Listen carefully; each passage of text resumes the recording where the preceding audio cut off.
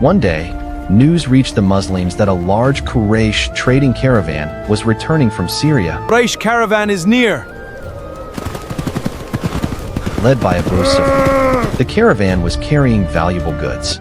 The Prophet Muhammad learned about it, and the Muslims set out from Medina. They were not expecting a massive army. They were expecting a caravan. But Abu Sufyan became aware that the Muslims were approaching. He changed the caravan's route and escaped toward the coast. Meanwhile, Quraysh had already sent a large army from Mecca to protect their caravan. The Muslims suddenly found themselves facing a completely different situation. They were no longer simply pursuing a caravan. An army was coming, and that army was approaching with nearly 1,000 fighters. The Muslims had only around 313.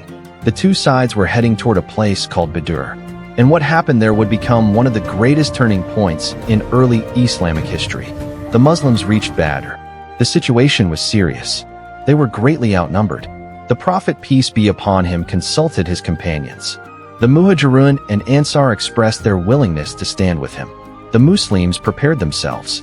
They had limited weapons, limited horses, and limited resources. The Quraysh army, however, was much larger and heavily prepared. As night came, the Muslims rested. The Prophet spent the night praying and asking Allah for victory. The next morning, the two armies stood facing each other. The battlefield became silent. Then the first fighters stepped forward. The battle was about to begin. The battle began with individual combat. 3 men from Quraysh stepped forward, demanding opponents from the Muslims. The Muslims sent Hamza, Ali, and Ubaidah. The fighters faced one another. The clash began.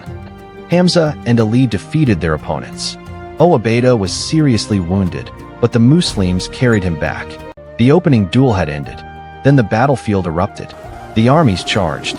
Swords clashed. Dust filled the air. The Muslims were surrounded by a much larger force. Yet they continued fighting. The Prophet raised his hands and prayed intensely to Allah. He asked for Allah's help. The believers knew that their strength was not simply in their numbers. Their hope was in Allah. And then, the battle reached its turning point. As the battle continued, the Muslims fought with extraordinary courage. Then Allah supported the believers with angels. The Muslims continued advancing. The Quraysh army began losing its leaders and its confidence.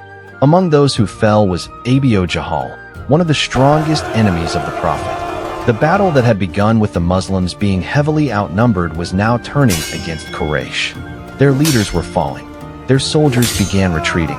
The Muslims had achieved something that seemed almost impossible.